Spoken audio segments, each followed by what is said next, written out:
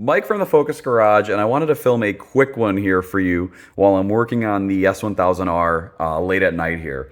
I am going to be trying to remove the servo cables from the factory exhaust here just to get a little bit more sound out of this Acra end can before I do a full system.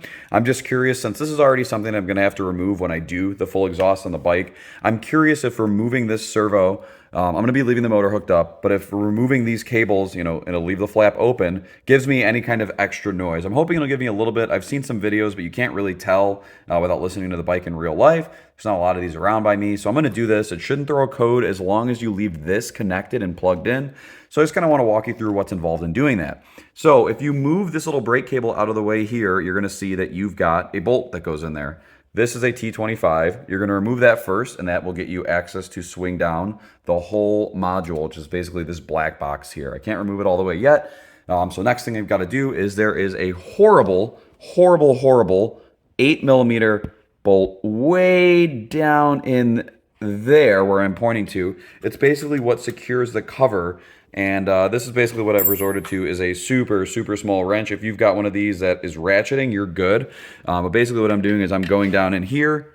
It's so hard to get an angle.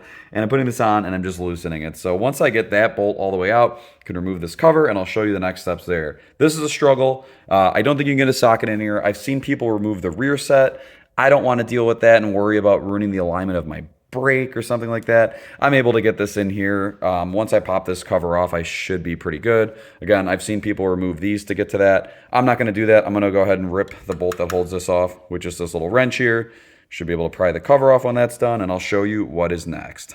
Okay, we've got it. This is the little 8mm bolt that goes on the back of the servo motor housing. So there's the hole for it. Goes right in there. Once you take that off, you can see that there are retaining clips in the front here. There's one on this side, one on this side, and a little clip that holds it in there. Should be really easy to get once you get the bolt off. So once you've got that bolt off, what you've got to do now is go ahead and break these nuts loose here to get enough slack to be able to get these cables up and out of the housing and pull them out. Again, what I resorted to get this out, it's close quarters, right? But it's nothing a little wrench can't get to. And then I was using a magnet to kind of get my wrench just in there. Tight quarters, you'll get it off. So pull it off, break these cables loose, and I'll show you what's next. All right.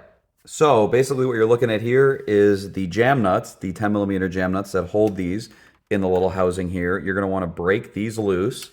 You can see we've got them right here and right here. Break them loose, and you can pop the cables up and out of the servo there, which will ultimately allow you to remove them from the housing that they rest in. So get these out, and then you can see you've got them right in here. Let me see if I can get a better view. There you go.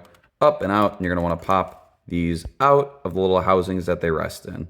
So once you've got the cables removed, this is what it's gonna look like. The servo will be pretty much naked, nothing going on in there. And then you've got the cables chilling here. So what you're gonna do is you're gonna basically push these cables up through the frame in order to get access to be able to pull this box out. The only thing I want to note is you do have a power connector on the top of this servo motor box here that once you get enough slack from pushing these cables through and getting the box up and out, you're going to want to unplug the power at the top of this box, and then we can go ahead and get the whole box removed. There are a few clips here that kind of hold these cables to the other wiring looms and things like that. So get those clips disconnected and pretty much just push. You can see here pushing on this, the box moves. Push these up through the frame, get it out, and get it unplugged. All right, the module sits up in the motorcycle somewhat like this. You've got these two locating tabs that kind of push in to those rubber grommets you can see. And you've got the bushing that bolts to that T25 there. This is where the cables go down and through the frame. And here is your electrical connector. There's a push tab right where my finger is pointing to in this connector. You push it down and then you can pop and release the whole clip that plugs into here. It takes a little bit of finagling to get it out. But once you've got that, you've got the whole unit removed here. So now what we're gonna do is we're gonna further disassemble this in order to get the cables out of this unit and plug the unit back in minus the cables. So like I was saying, we've got to disassemble the servo a little bit to be able to get these cables out. So first things first is what you're going to do is take out these 3 T20 bits, and then the servo will actually come apart. Then what you will do is once you've got the servo apart, you're going to go ahead and take the cables out of that drive motor there. So just like we did on the motorcycle, pull the cable ends out of that. And then to get them out of here, you'll just pop those little covers off and pull the cables out of the servo drive itself. The part I was most nervous about was actually really easy. I had seen people talk about these little bushings being hard to remove, so they just kind of sit in there, obviously, like that. It almost reminds me of like an Ethernet cable. But what I found was easiest for removing them is literally just grab pliers and pull straight up, and the whole thing comes right out. I mean, and that's it. It's done.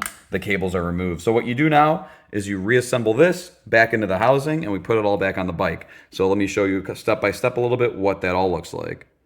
So basically what you're going to do now is put everything back together. I don't know if this is necessary, but I do ride my bike in the rain, so I went ahead and I just put some Gorilla Tape over those holes just to ensure that nothing kind of sprays up or gets in there. So I close those off.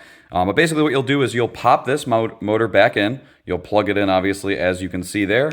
You will slide the pins back into there, bolt that back up with the T25, slap on your cover over here with the 8mm if you want to. You don't really have to. It's really ugly, so I'm going to cover that back up, even though it's going to suck to put the 8mm back on that. And then you're good to go, and you've got these cables removed from the servo, but the servo's still connected to the bike, and the bike doesn't see anything wrong because it's able to actuate the servo, and it should be open all the time the way I understand it.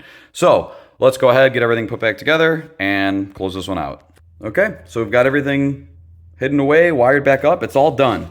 The worst part, honestly, was getting the electrical connector plugged back into the old servo unit. Again, it's just held in place there with the one T25 that bolts through there. But I couldn't reach that electrical connector once I had the servo in place. But when I had the servo removed, it was really hard to get enough slack in the wiring harness. So I kind of just put the servo in place, and then I used my fingers and I like shimmied that in there. Getting this 8mm back in place also sucked. But as you can see, we are in business down there with the 8mm back on this cover. So that's it. We've got the servo put back in, we've got the cover on, and then we've got the cables removed. So what I'm gonna go ahead and do now, even though I'm in a closed garage, I'm gonna open up the garage, start it for a moment here, just to hear what it sounds like, and we'll check it out, and we will go from there. Let's give it a go and see if it's any louder.